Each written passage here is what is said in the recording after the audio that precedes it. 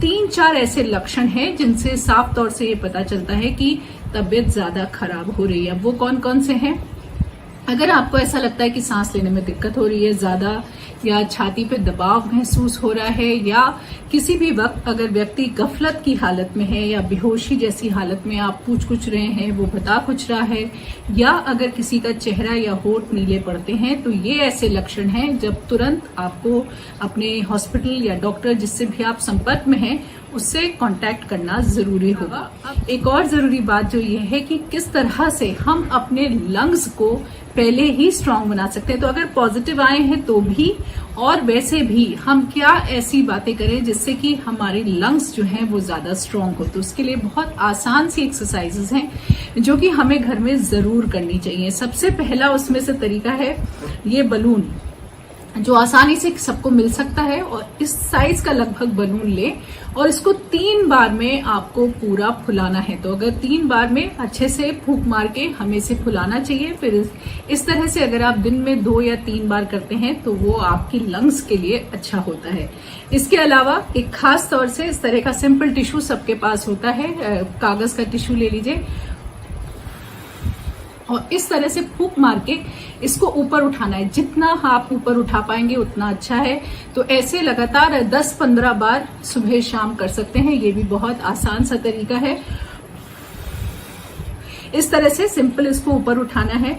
उसके अलावा आप एक इस तरह के जार में पानी ले सकते हैं। इसको थोड़ा यहां तक पानी से भर लीजिए, इसमें स्ट्रॉ होनी चाहिए, और उसके बाद हमें इसमें फूंक मार के जो पानी है उसमें बुलबुले उठाने हैं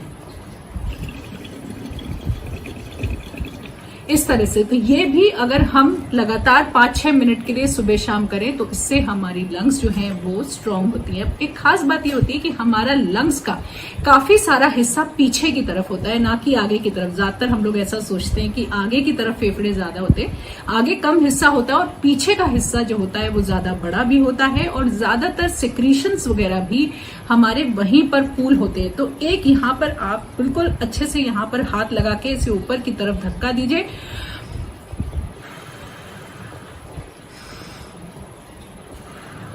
और ऐसे गहरी सांसें आपको लेनी है, और आपको प्रेशर फील होगा पीछे जब आप इस तरह से करेंगे। तो 15-20 सांस सुबह और 15-20 सांस इसी तरह से छोड़नी और लेनी है सुबह शाम। अगर हम करें तो इससे हमारी लंग्स स्ट्रांग होती है। तो ये बड़ी सिंपल सी एक्सरसाइजेज हैं, लेकिन इससे हमारी लंग्स स्ट्रांग होती हैं।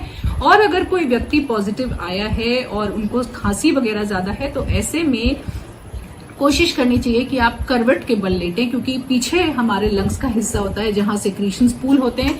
तो करवट के बल अगर लेटेंगे तो उससे लंग्स को एक्सपैंड करना ज्यादा आसान होता है।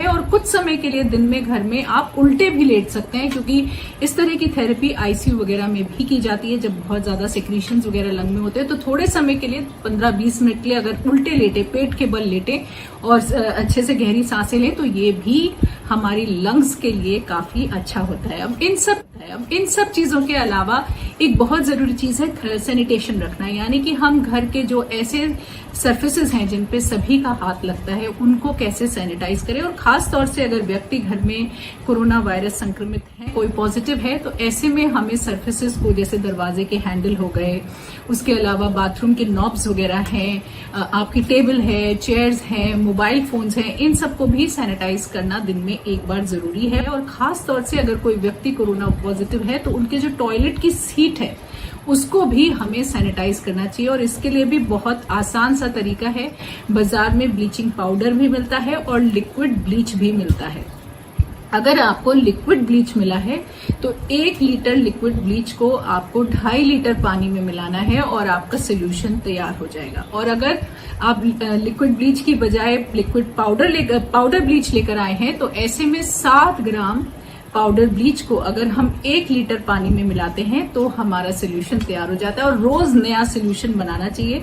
ये 24 घंटे तक ही एक्टिव रहता है, उसके बाद हमें इसे फेंक देना चाहिए। ग्लव्स पहनकर इसका इस्तेमाल करना चाहिए और कपड़े को अच्छे से इसमें निचोड़ करके, भिगो के निचोड़ करके उस कपड़े से हमें सारी सतह को पोंछ लेना चाहिए और फिर थोड़ी सी देर के लिए छोड़ देना चाहिए ताकि वो अपने आप सूख जाए। तब हमें मान लेना चाहिए कि ये सब चीजें सैनिटाइज हो गई हैं। अगर व्यक्ति घर में पॉजिटिव है तो उनके कपड़े बाकी लोगों से अलग धुलने जरूरी है और उनको झटकार करके नहीं धुलने डालना है, धीरे से उठा करके धुलने डालना है।